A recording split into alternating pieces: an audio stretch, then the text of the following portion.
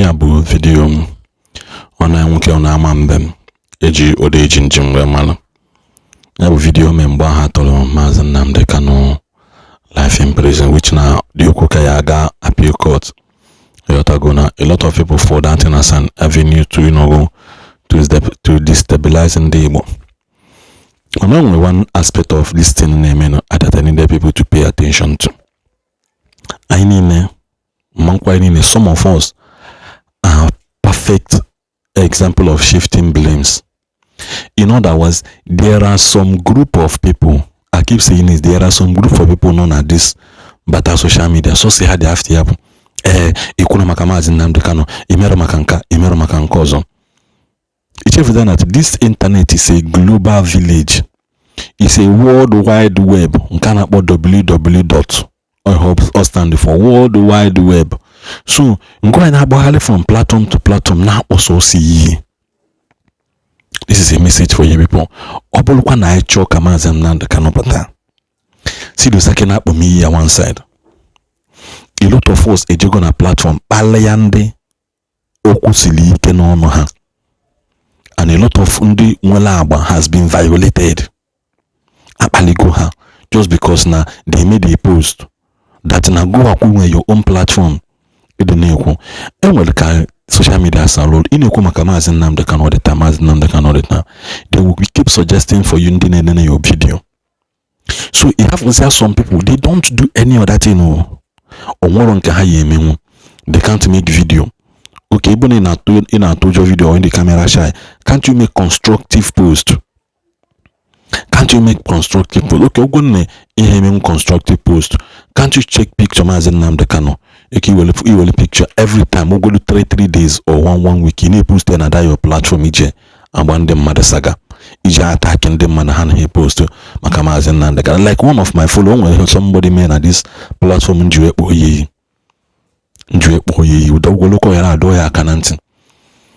ever since this thing video, I saw Nandi Tibelumpu Maazị Nnamdi Kanu n'oge. Even mgbe abịa mee and one day judge me, I came out to cry and I blamed everybody mago kweku siwedelum kwe karitin siwe with them. I keep posting makia and one ebunde Christians na Nigeria.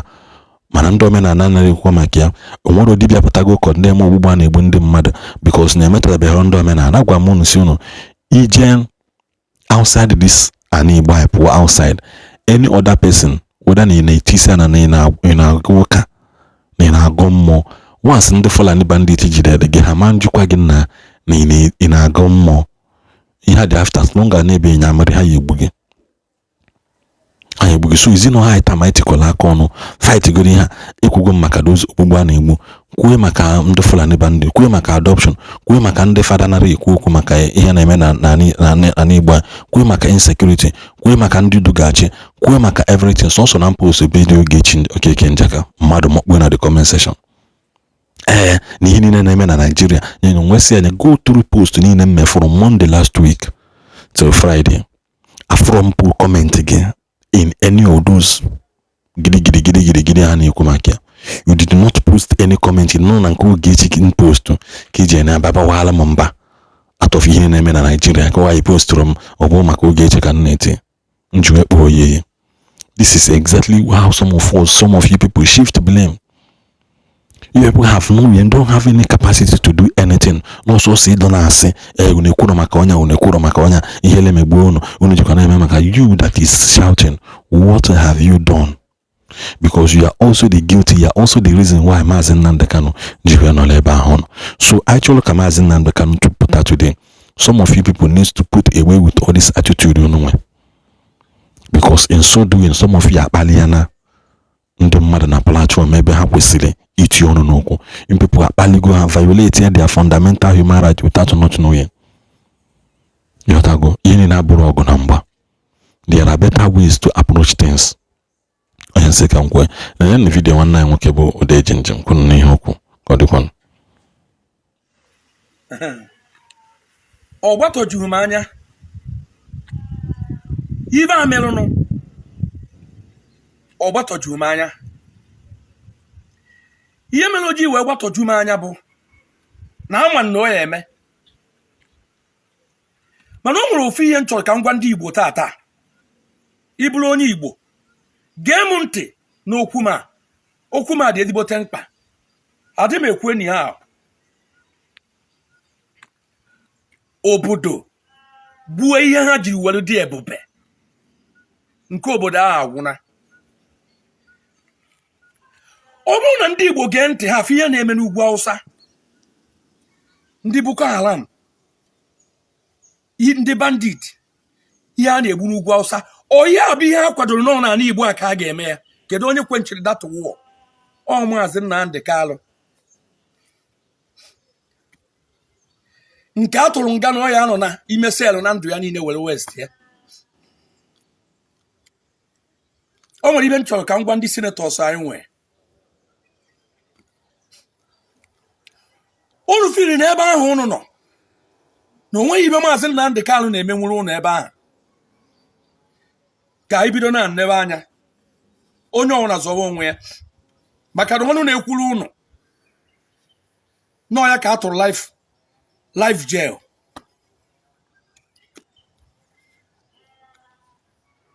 ndị House of Representatives unu afụghị ihe melụnụ nwanne unu ka eji na DSS for how many years ndị senators ndị anyị nwegasịrị na Abuja ma ndị nwere ọnụ nwesịrị ego onwebeghị ndị muvuru ije baba n'ebe ahụ eji bigo so ụmụ na unu nwa na-aga ebe ahụ eji evisiti vidio na-evu unu na-aga na-evisiti ya ndị a marụ na ha ịkpa nwa agụ aka n'ọdụ bụ nwa ka a na-achọ onye ọra gbachichicha nkịtị anyị enweghị okwu ya dịbarị Chukwu then another one m na-achọ ikwu taa bụ ịbụrụ onye Igbo gee m ntị ị na-eje ụka bụ onye Yoruba ị na-eje ụka bụ onye Yoruba hibịara ha nwee head office na Yoruba ha abịa n'ala Igbo anyị nwegasị branches kpọkọrọsị ụmụazị be anyị gụgasịrị akwụkwọ ụmụazị akwụkwọ ekweghị ọgụgụ mechaa ha pastọ n'ala Igbo anyị ha na-ebukọ ego dị n'ala Igbo anyị na-ebunara ha na Yoruba si na ha na-ekpere Chukwu taa anyị ruo mgbe a ga-apụtakwu eziokwu ị marụ na ndị ahụ devils onye Igbo anyị ọbụla na-eje ụka bụ onye Yoruba hibelụ o nweghị ife ị ga-ayọta n'ụlọ ụka ahụ ọsọbedị gị na-ekpe n'ala Igbo anyị ndị Igbo anyị kwesịrị ikwit n'ụka ọbụla wụ ụka bụ onye Yoruba hibere ya ndị Igbo anyị kwesịrị ikwit na ya ka emegodi ya 1 week ka these pastors ndị Yoruba manụ na ego ndị Igbo ka ha ji agba private jet chọba na ụlọ ụka ndị Igbo nwere gaba n'ime ya o nwere onye si eje n'ụka gabanụ n'ime ya Igbo kedu onye mere anyị ibe a and another thing na-achọkwa ịgwakwa ụnụ bụ ụmụnne m ndị na-alụsisi ụnụ na Lagos onwekwe anybody nsị ya alụ n'ụlọ rụbanụ mansions mana nọ unu rụgasịrị na Lagos fatịrị unu rụgasịrị na Lagos nọ ya ka eji wee mee campaign 2027 watch and see ka unu ma na okwu a na ọ bụ ihe mere eme ka ọ bụ ihe mere eme na dịsa okwu a m na-agwa unu ka a nọ maka ya somewhere 2027 a na-achọ ịbanye nwanne anyị nwoke Peter Obi pụtakwa na that election malụnụ na unu nọ na Lagos ma ọ 30-story building na bulldozer ga-ebutusi ya unu nwa ka a ga-eji wee mee the campaign unu chọọ ka anyị kwa anya betin watch and see 2027 ka unu confirm ihe m na-ekwu nke onye eje na-arụ oburu na Lagos mbemekwunu aka m na mebenụ etigo m mkpe for years o nwere ụgwọ unu kwụrụ m mana 2027 many mansions enwere na Lagos ga-adị down ole si na emebe campaign unu niile abai flight na tabe ezukpo ibe niile unu nwere na chop oyibe a ga-eji unu maka a ga-eji m ya nwanne unu nwoke unu atụ nwe ego onweghị ihe unu menwuru nwanne unu nwoke nya ka atụrụ alịrị na-egbu m mana ife m nwere egwu unu bụ ndị Igbo ọnụ na-ekwukwala anyị ndị senators anakwa ha ekwula anyị House of Representatives ha adịkwa oke ya gọvanọs anyị nwere adịrọkwa ka ya ofu ọnụ ahụ egbe na-awa ọgbafu nwa anụ ụda ya ọnya ka atụ life imprisonment ka anyị na-ene ụlọ anya ka anyị mara na ihe ya emechaa mee mana onye na-atọ ọchị onye ọhụrụ na Chineke nna aka Chukwu dị n'ahụ ya ịtọ ọchị ya aka generation gị niile na-abịanụ enwere nke ga-anọ n'imi ka Chukwu gọziere m ụnụ